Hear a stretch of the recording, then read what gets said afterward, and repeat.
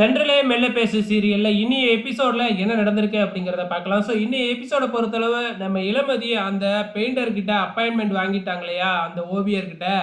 அத ஃபோன் பண்ணி பரமன் கிட்ட சொல்லிட்டு, அதுக்கப்புறம் கமலா அம்மாகிட்டயும் சொல்லிடுறாங்க. நீங்க அவர்கிட்ட அந்த கொலைகாரன் எப்படி இருந்தான்னு மட்டும் சொல்லுங்க.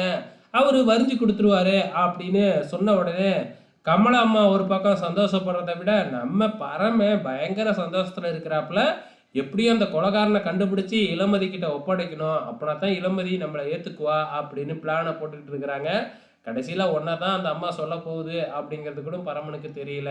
இந்த பக்கம் இந்த கலா நேரா பிரியாவோட வீட்டுக்கே போகுது.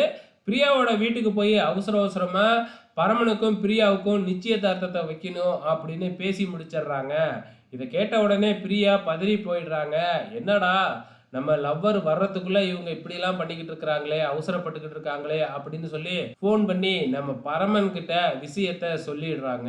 கவலைப்படாத, இப்பதான் இளமதி நம்ம ரூட்டுக்கு வர்ற மாதிரி இருக்கு. கூடிய சீக்கிரம் இளமதி தன்னோட காதலை என்கிட்ட சொல்லிடுவா. அப்புறம் எல்லா பிரச்சனையும் சால்வ் ஆயிடும் அப்படின்னு பரம சொல்லிக்கிட்டு இருக்கிறாப்புல. இது முடிஞ்சதுக்கு அப்புறம் இளமதியை கூட்டிக்கிட்டு நம்ம பரம வழக்கம் போல ஆட்டோவில் போய்கிட்டு இருக்கும்பொழுது ஆப்போசிட்ல நம்ம பிரியா ஸ்கூட்டில வந்து பரம ஆட்டோவை நிப்பாட்டுறாங்க. அதுக்கப்புறம் என்ன, நடு ரோட்லயே ரெண்டு பேரும் ரொமான்ஸ் பண்ணி நம்ம இளமதிய வெறுப்பேத்திக்கிட்டே இருக்கிறாங்க. அதுக்கப்புறம் நம்ம பரம நம்ம பிரியா நெத்தியில குங்குமம் வச்சு விடுறது, இந்த மாதிரி வேலையெல்லாம் பார்த்து நம்ம இளமதியே கடுப்பாகிறாங்கன்னு பார்த்துக்கலாம்.